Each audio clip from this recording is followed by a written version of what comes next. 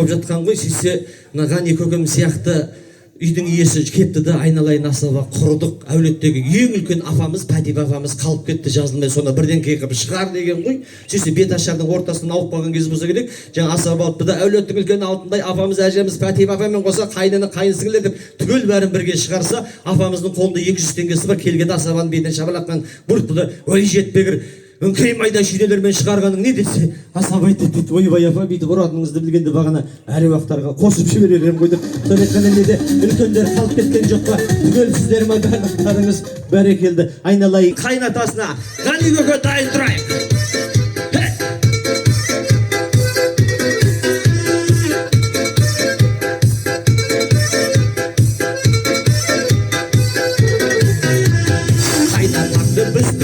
Бүкіл ауыл сыйлаған, келін түсу тойына доллар жинаған. Армандап көптен жүреді, осы еді ғой тілегі, келінді болдым дегенде жарылардай жүрегі тегелі. Айналайын Кенженасындағы папаңыздың орнын басатын ендік папаңыз қайнатаңыз Ғани қайнатасына мың сәлем.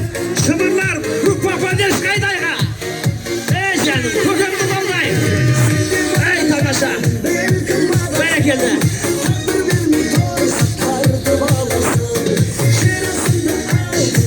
Негізі осы Ғани көкеме бірдеңке деуге жүрегім батпайды. Шыны керек қой.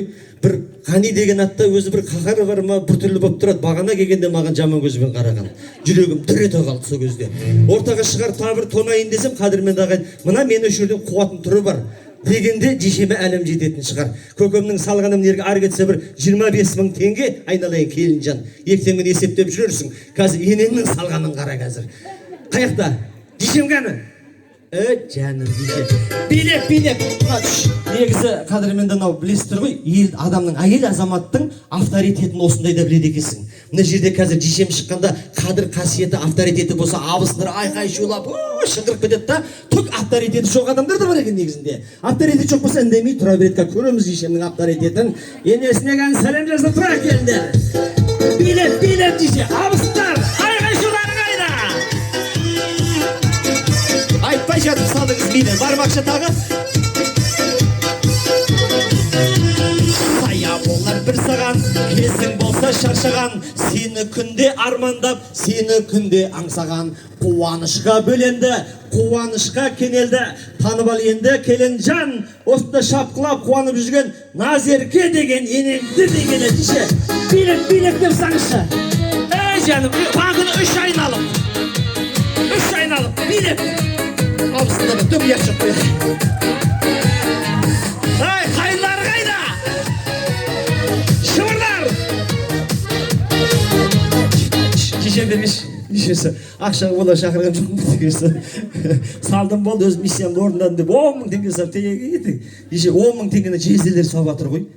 Қанша десе де қайын ене деген атыңыз бар ғой. Ойбай, әйелде ақша болмау мүмкін емес деше. Бағана жиннаскейге сабатқан ақша екен. Сейіп дегіші деп. Рас қой деше. Дым жоқ па? Бірдеңке саңыз деп болмайды деше. Ай жаным, міне. Ай бірге ақшаның бар. Бір балаларда ғой деше. Салт дәстүрі бар да. Келін болып түскен күннен бастап есік алыстыратын салт дәстүрі бар. Соны бір апамыз көргенде қызыққан ғой. Құдай қаласа балам ер жетсе Өзбектен әперем деген ғой. Сөйтіп сол арманы орындалып, Өзбектен келін алып, тойын жасап, азанда тұрса, есік ала сыпырылмаған дейді. Енді бүгін тойдан кейін шаршап атқан шығар. Ертең сыпырады деп екінші күні қарайды, тағы сыпырылмаған. Үшінші күні әбетте шай ішіп отырған енесі айтады дейді, айналайын келін, мына Өзбек халқының салт дәстүріне қызық, мен сені балама келін қылып әперіп ем, неге есік алып сыпырмайсың десе, келін айтады дейді, ойбай ене өзің де сол есік алып сыпырдан қашып келіп, қазаққа тиген жоқпын ба деп, есік алып сыпыру, айналайын келіндер, тікелей міндеттерің. Рас қой, сәлем жасап қойып, қадірменді шапалақ ұрып отырыңыздар. Бәрекелді, нағашыларды айналдырайық.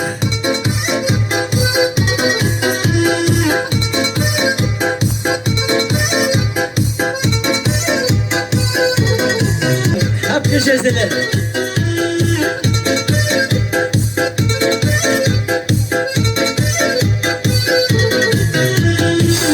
әпкелер саған сыйлық әпкелер дұрыстап шайын бермесең жас баладай өкпелер мынау тұрған әпкелер жанашырың боп келер жаңатаудың жасауын бар керегін әпкелер дегелі айналайын келін осы шаңырақтың бикештері жайраңдаған жезделермен алтындай әпкелеріміз бақытгүл әпкеміз бастаған Зейнеп әпкеміз Бейсен жездемен Зер әпкеміз Гүлайым әпке Гүлвира әпке Жуат жездемізбен Ботагүл әпкелер болса ортаға төркінде тек қана той болсын деп билеп келейік билеп әпкелер билеп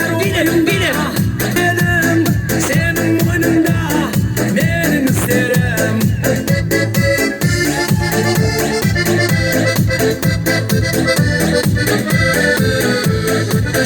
жаңбыры жау мына үйге келін түсіп жатыр даладай дастархан дайындап баладай көңіл танытып жатыр бір баласы екеуі болып қуанышын бөлісіп жатыр қуанышын бөлісіп көбейтейік шапалақ ұрайық дегендер бар өзі қарын тойды вечер жақсылықтың кем болып жүрмесін ағайын қайнаға абысыңдар дайнатыр көке амангелді абиға жансерік ботагөз байшымыр хадиша данияр роза жұман қалткүл әуел әпке каримолла теңге бақыт дейді және де ғалия нұрмахан динара ермек ғабит айнұр ғани эльмира әлишер ирина мирон индира ғалым және айымжан жанар марат гүлшат бақыткелді роза қажы мұхан болса қайнаға абысыңдар билеп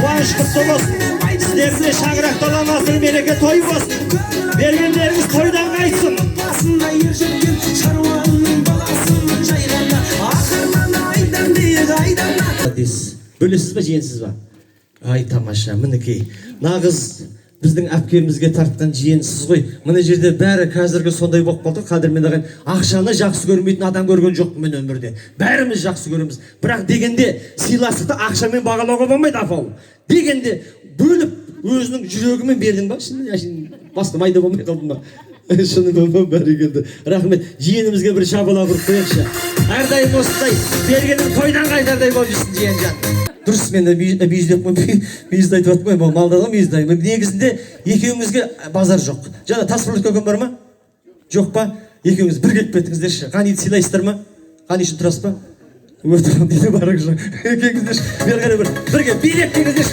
билеп бір жақындап ай шуларың қайда достары құрдастары жаным молодец не берсең соны аласың дейді не ексең соны ұрасың деген қазақ молодец қанаттан түтін шығып жатыр екен қорқып кеткен ғой жүгіріп барса дейді тоққа түсесің деп жатыр аняға айналайын ай жаным ау абайлашы жаным ау осы қыз молодец деген әнші болады еді бағана бір менің қасымда жүр жаңағы көкем шықса сарайының артынан түтін шығып жатқан қорқып кеткен жүгіріп барса алтыншы класс оқитын баласы темекі шегіп отыр дейді ұстап алыпты да неге шегесің айт деп ұрысып жатса айтсам ұрысасың ғой деп айтады дейді ұрыспаймын айтшы десе папа ішкенсің шеккің келеді екен деп айтады сіздерге шығатын қайнының қайын сіңілері Аяна мен асыл өз туған қайын сіңілері бар бұл жерде молодец осы әулеттің бикештері ай бәрекелді бастарыңа келсін бұл ауылдың ұлдары жұрт қызығар тұлғалы жеңгемізді көрсектеп көрімдігін берсектеп қайныларың қорғаның қайын талды орманың сен де абысың боларсың ойластырсаң сол жағын дегелі айналайын келжен осында келген Аяна асыл атты өз туған қайын сіңілеріңе ерекше сәлем жасап бір төрт рет шапалақ ұрайықшы ағайын мына жаққа келсейші не бар ұяқта ей үйге апарма кел мына жаққа мамам берді дейді енді мама бермегенде кім береді енді көрші мама бермейді ғой сала ғой жаным ау осындай бүлдіршіндеріміз аман болсын бір шапалақ ұрайықшы ары шаңырақта осындай бүлдіршіндері көп болсын деп ей айналайындар ей баяғыда бір кемпір екен айтқан екен ей аузың ашысайын деп бір айқай шуларың шықпады ғой теге ішпеген ба жемеген ба бері қарай жақындаңдаршы кеш бері қарай келсей бері қарай жақындап тұрыңдар ал келінжан бұларға бір екі рет сәлем жасасаң жетеді болды не айтсаң да жарасады ал жібергенге кеттік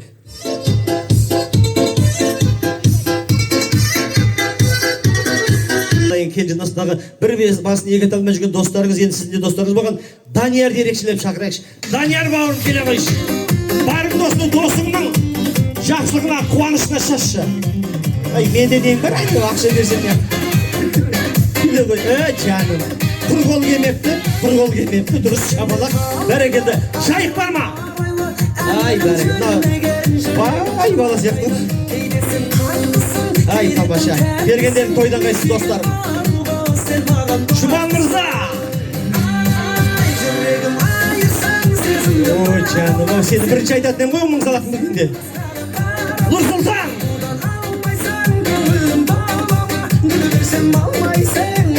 енді бөліп жаруға болмайды ғой бәрі достар ғой бір кәмпитті бөліп жүрген тайғұлындай тебіскен мал қайырған өрістен тығылып тамның артына темекі насыбай бөшек шегіскен достар ғой бұлардың бәрі бірге бір ай жанып шоқтай болып тұрармыз бәрекелді тым ұят жоқ екен сіздерде шабалар ұрып отырып ағай ай достары бері жақында тұрды айқайлап жаным бәрекелді аманғалидың талғамы зор екен бастап ортаға мен шақырайын баламыздың папасы мен мамасын деп көке мен шешем шақырайыншы көке мен шешемді ортаға ой ол сенікі ол сенің доляң досым бәрекелді ол сама ол сенікі оны білесің ба қалай сақтайтын қалың кітаптың ортасына қойып қоясың түп түзу болып тұрады